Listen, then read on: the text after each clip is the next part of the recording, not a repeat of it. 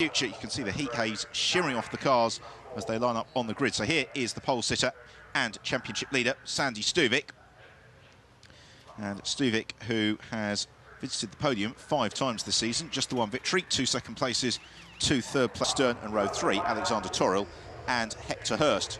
F3 open, the 5 seconds board's been shown to drivers, and away we go. It's a super getaway from Alexander Toril. Also well away from pole is Sandy Stuvik, but Nelson Mason goes wheel to wheel into Copse corner, and it's Mason who takes the lead of the race as the rest of the field all sweep through very cleanly, side by side between the leaders, but it's Mason who's just clear of Sandy Stuvik. He's been caught by Sandy Stuvik, and he's also been caught by his West Tech teammate Ed Jones. So they accelerate out of the loop and through Aintree corner onto the Wellington straight, and the Sandy Stuvik do this the hard way and try and drive around him. Into Luffield they go then, nothing between the pair of them. Sandy Stuvik just understeers. Sandy Stuvik just cannot find a way through because Nelson Mason, if in doubt, hug the inside line, make the driver behind, try and pick his way around you.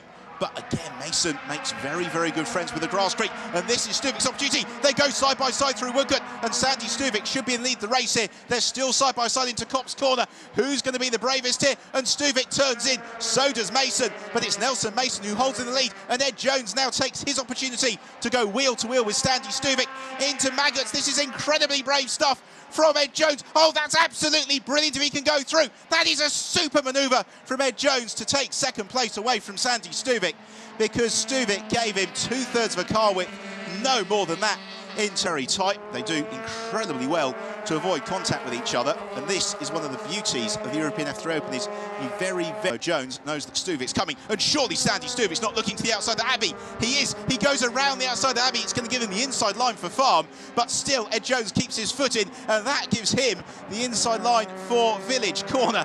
Unbelievable stuff from the pair of them. The level of commitment is going to have the run on him down the Wellington straight. Ed Jones, for the drivers in the cockpit, essentially the entrance to Maggots is completely blind, and then surge there wide, and that is how Alexander Toril moved up into second position. There is Nelson Jones on Sandy Stuvik, making the move stick a little bit earlier into the distance. He has now got a lead of some 2.5 seconds. This is the fight that's still ongoing for 5th and 6th between Yaron Stern and Sandy Stuvik, and that Thiago Urrutia was 0.3 of a second quicker than both Toril and Jones last time around. So second, third and fourth, he wasn't too aggressive there. He didn't compromise his corner, but at the same time, he made it very hard for Sandy Stuvik to get through and gain the place. And now Sandy Stuvik, championship leader, in the fastest lap for Sandy Stuvik from pole position. That's scant reward. 6th place, Yaron Stern. 7th, Hector Hurst. 8th, Vicky Period. 9th for Lexi Chuk.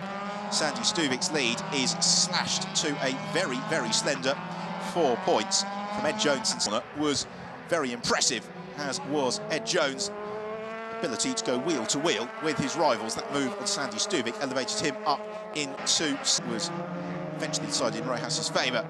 Sandy Stuvik, having been shuffled down the pack whilst challenging for the lead, then climbed up into 5th with that move on Yaron Stern around. It's not enough to tell me that you care when